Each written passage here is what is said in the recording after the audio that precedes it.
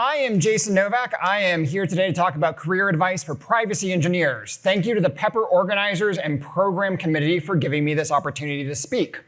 I am going to go through a lot of content, and if you have a question that we don't get to in Q&A, find me later. Honestly, a lot of this advice is just career advice, but there are some privacy specifics in here that I will drill down on and I hope are particularly helpful. I think everyone will find this talk helpful, but its focus is mostly on mid to career privacy engineers. This talk has 6 sections with 2 general themes. First, I'm going to spend a few minutes convincing you that I know what I'm talking about and that this talk is worthwhile. Then I'm going to give the rest of this talk giving career advice for privacy engineers as it relates to resumes, interviews, negotiations, and setting yourself up for your next job. So first, who am I other than some guy who liked 90s Nokia or Oregon Trail aesthetics, depending upon your age? Well, this talk is a talk about my entire career across 4 companies in different roles and industries. It is not a talk about privacy engineering at any one company, and it does not speak to getting a job at any one company. All observations in this talk are my own over a long time frame and not about any employer or company. Okay, so I've been doing privacy stuff for a while. Why am I giving this talk? I applied for and was rejected from a privacy engineering job in 2012. The requirements at that time were you care about privacy and you're dangerous with computers. I don't know if I didn't care enough or I wasn't dangerous enough, but in the intervening year between 12 and 13, I was able to convince people that I was a privacy engineer, or could be one at least. At that time, the field had a lot of people coming into it from diverse backgrounds. Engineers, lawyers, IT sysadmins, regulators. Hiring wasn't regularized. A lot has happened since then, and the job market for privacy engineers has responded. It's important to understand what has happened broadly in privacy to understand what the privacy engineering job market is like in 2025. So what's happened? There's been regulation since 2012 and regulatory action. We learned 3- and 4-letter words. And these regulations created privacy programs. Those privacy programs creations resulted in the hiring of privacy engineers, the cross-training of people to be privacy engineers, and privacy becoming part of software engineers, PMs, and PGMs' day-to-day jobs, even if privacy wasn't in their title. Privacy became a feature for many products. Messaging apps added end-to-end encryption. Browsers and operating systems added anti-tracking features. Differential privacy became used in data collection. Of course, there's been new products created that have brought new and novel privacy considerations and have been a reaction to the privacy or lack thereof in the previous generation of products. And society has become more aware of privacy, with Snowden, Cambridge Analytica, and COVID-19 forcing societal conversations about surveillance, data breaches, and what privacy and security trade-offs we as a society are willing to make. All of these things have been happening in parallel and in dialogue with each other. Would end-to-end encryption matter as much if Snowden hadn't happened? I don't know, but I know what side of that argument I'm on. I'm a former consultant. I am 2x2 pilled. I think about everything as a 2x2, and I think the market for privacy engineering jobs is a 2x2. The x-axis is the type of role in privacy. The y-axis is how a company thinks about privacy. Both of these axes impact the nature of the role a privacy engineer will play. Generally, a given role will be either more programmatic or engineering focused, and companies tend to think about privacy either as a competitive product differentiator or a compliance function. A company needs roles in all 4 quadrants, but the role privacy engineer will be doing very different things depending where in the axes they are situated by the organization. And where they are situated may depend on things including how mature a given company is, as different companies have different privacy needs. The top left quadrant will be spending time building user-facing privacy features and helping to set the ethical products tone. The bottom left quadrant will be focused on helping the company privacy better, faster, stronger at scale. The top right will help the company mitigate risk and audit, and the bottom right will help the company mitigate risk and audit. The top right is engineering program management. The business needs all 4 quadrants, And it needs privacy engineers in all 4 quadrants, as different partner teams exist in all 4 quadrants. In 2012, these roles were undifferentiated, and they were all privacy engineers. That's less true now. Today, there are specialized roles in all 4 of these quadrants. Sometimes the roles may not be even titled privacy, rather just software engineer if you're working for a product that focuses on privacy. Privacy engineering roles still exist, but they occupy an increasingly niche space and are often pinch hitting in one of these 4 quadrants as needed by the company they are working for. When you're thinking about your career, you need to think about which of the 4 quadrants you want to be operating in and about whether privacy engineer is in fact the role you want given the proliferation of new roles and your career aspirations. When you're searching for a job, the job you want in privacy may not be labeled such. Okay, so privacy engineering has changed a lot since 2012, and there's a bunch of new privacy type roles out there. How do you shape your resume to apply? First, you have to decide to apply. And at the center of this process is you. You don't want to apply as much as you want to be asked to apply, and that helps you run the hiring gauntlet. How do you do that? Well, first, you need to figure out where you want to work. Research companies and consider their products. Do you like them? Do you think they have interesting privacy properties? Do you think the company has interesting privacy problems? Think about the people. Are there people there you can learn from? What can you learn from them? Is it how to privacy better, how to lead, how to build technically or organizationally? And importantly, think about how this job will help you grow. Now, back to the idea of you want to be asked to apply. If you find a job at a company you want to work for, you need to ask your friends there to help you by asking them, what quadrant is the job in? What quadrant is the company in? And most importantly, ask them to refer you to the job internally. That may sound obvious, but I know, as a matter of fact, from conversations I've had with people in this room, that it is not obvious. You may say, I want to apply to company foo, but I don't have any friends there. Look at who you know. See if they have friends there and ask them to connect you if they have relevant friends. It turns out your friends want to help you succeed and help their friends succeed. And a great way to do that is to connect them to each other and say, solve problems together. You may be asking yourself, how do I make friends? A little more laughter than I was expecting. You're at PEPR. Socialize. Meet new people. Talk to them over lunch and coffee and drinks. That is as much the reason you should be here as any of these talks. Also, define friends broadly. Academic advisors and alumni networks are great sources of friends and of friends of friends. Finally, recruiters. They exist, and they have aligned interests with you. If any recruiter reaches out to me, I take the call, because it might be valuable someday. They want to find and hire great candidates. You need to show them you're great. We'll talk about how to do that, but fundamentally, recruiters are your friend, and you want to become friends with them so they'll advocate for you internally at all stages of the process.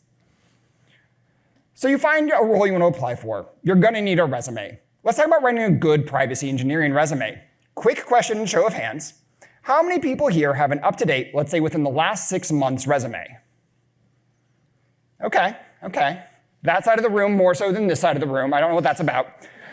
I'm asking because you should keep an up-to-date resume, as you never know when someone's going to ask for it. Your resume has one goal, to get you the interview. To those ends, you want the resume to be something that can run the gauntlet that exists between you and the interview. What does that gauntlet look like? Well, there is a sourcer who is looking at resumes of privacy engineers and privacy engineering adjacent folks to see if they could possibly fill the role as they understand it. They then down select and pass off a pile of resumes to recruiters who look to see if there's a fit between the resumes and the roles as they understand it. Then at some companies, that pile will be further down selected and provided to the hiring manager to do another down select. This is why you want to have a friend refer you or introduce you to somebody who can, is that it helps you get closer to the hiring manager being the person looking at your resume and bypassing down selects and advocating internally for you. So we talked about what happened to your resume when you submit it. We're going to talk next about what you should say on your resume and how to talk about sensitive work in a way that isn't sensitive. And finally, we'll do a quick writing example. So you want your resume to get through the gauntlet I just described. To do so, here are 4 things you should do to make your resume survive the gauntlet. First, describe impact, not tasks. It's not about the number of widgets you widgeted. It's about how you making the widget impacted business goals. Second, describe concepts, not tools. It's not about how you used a tool, but about how you engineered the business out of risk. Third, describe what you did specifically. Privacy is a team sport. Privacy engineering is a team sport. But on your resume, you don't say that you played baseball. You say you played for the Mets when they won the World Series in 1986 and you batted 5 runs in. Helped is not a useful word. Finally, hyperlink. It is 2025. If your work is public, link to it. All right, a quick writing example. We're going to do a before and after. This is a bullet for my resume. It is weak. Why is it weak? Well, let's start at the beginning. What does lead mean in this context? A team, a person, a project? It's unclear. Review data. Privacy engineer reviews data. That makes sense. That seems like it's a thing in a job description. But why do they review data? Privacy risk. OK, privacy engineer thinks about privacy risk. Privacy person does privacy thing. That is not descriptive. Let's make this better. This is better. This is a lot more words, and it's a lot more words that does 3 things. 1, it adds some active verbs that actually clarifies what I uniquely did. It makes it clear what I was doing, differentiating between non-personal platform data and the personal service data, so adding that business context as well. And third, it's describing the ends or impact. It is talking about partnerships, things that matter to the business. Congratulations. Your resume has survived the gauntlet and you're getting interviewed. The goal of your interview is to show a bunch of people at the company that you are fit for the role. That means you need to show them that you are someone who is a privacy engineer that can reasonably think through questions in ways the company wants them thought through. I'm going to talk about interviewing in 3 parts: structure, preparation, and the interview itself. You want to find out as much as possible about the structure of the interview. And the best way to do that is to ask your recruiter these questions. The recruiter and you have aligned incentives, and they want you to succeed. You ask them all of the things on this slide. They will give you the answers. The interview structure itself may also tell you that it's the wrong type of privacy engineering interview role for you. A program management heavy interview loop may not make sense if you're more SWE oriented, and a coding interview heavy loop may not make sense for you if you're not interested in coding as part of your job. Okay, you've learned about the interview structure, and now you're going to prepare. Extremely broadly, there are 2 categories of questions that you are going to get asked in an interview loop. You're going to be asked behavioral questions. You will recognize a behavioral question because it's prefaced with, "Tell me about a time when." And the goal of these questions is to demonstrate how you interact with people. There are typical behavioral questions you should be aware of about leading, helping, managing conflict. Second type of question you'll be asked is a hypothetical or technical question. These questions will be roughly, this company is building a product like X. What are the privacy problems? How do you mitigate them? How do you make them privacy friendly?